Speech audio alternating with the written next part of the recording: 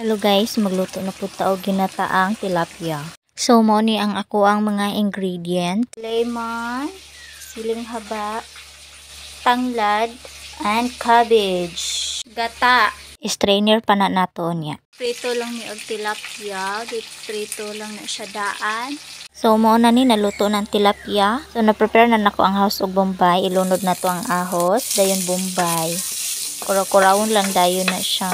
Wala na nako ihugasan ng kalha kato ako ang giprituhan sa isda kay nanan diha ang lasa. So wala na nako napakita paglunod nako sa ikaduha nga gata.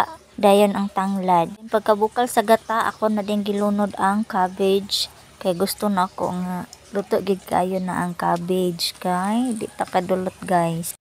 Ako na din gilunod ang siling haba. Butang din ko powder nga paminta.